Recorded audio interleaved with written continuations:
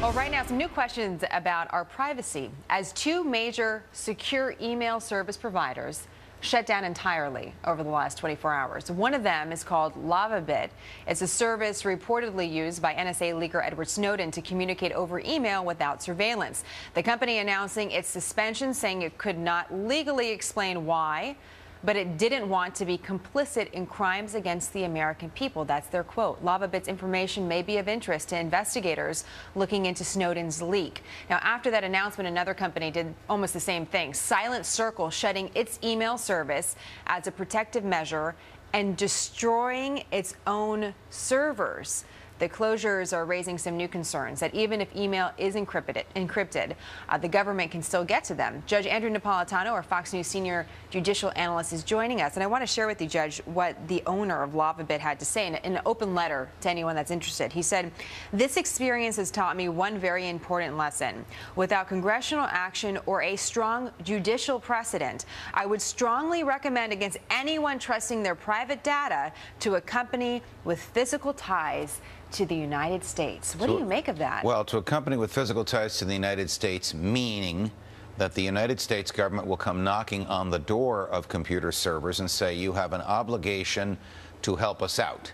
And if you don't help us out, we will get court orders requiring you to help us out. So if you believe that even if you, the service provider, believe that even those court orders would be unconstitutional, as in my view and in the view of many of us who follow this, they were, at least the ones that Edward Snowden revealed, then you have no choice but to shut down, because the failure to comply with a valid, even though illegal and unconstitutional, a valid that is signed by a real judge court order could subject you to punishment yourself. So what are they getting, Judge? Because they're saying we can't talk about it. We can't even talk about what happened. The government must have come knocking saying, we want to hook into your system so that we can access the people who are using you thinking they are immune from our access.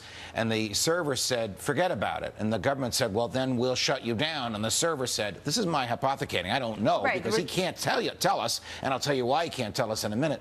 The server said, forget about it. We're going to shut down and we're going to destroy our records, because we believe that if we let you, the government, hook into our service, into our servers, we will be violating fundamental American principles, even though you have a court order telling us to do it. It's a federal offense if I send you a letter and someone opens that letter and just starts reading it, isn't it? Yes, it's a federal offense, so even if the opener is a federal agent. I know that's a very basic example, but is this an example, this story, of how the law hasn't caught up to the technology? Because reading this, it almost seems that it's safer for me to send you a letter rather than to email you at this point, because someone could be watching, listening, looking. Here's what the law has done. The Patriot Act. This is the original Patriot Act in 2001. Its various amendments have taken it into other areas. Authorized federal agents to write their own search warrants for third-party providers. So a federal agent couldn't come knocking on your door with his search warrant authorizing himself to search your house, but he could come knocking on the door of your computer server or your doctor or your lawyer. And when they serve this self-written search warrant, which they call a national security letter, on the computer server, they say, it's a federal crime for you to tell anyone you've received it. Which is why this guy says he can't do it. Which is why he's saying, I can't tell you what happened to me. So, a couple things, real quick, because I only have about a minute left here.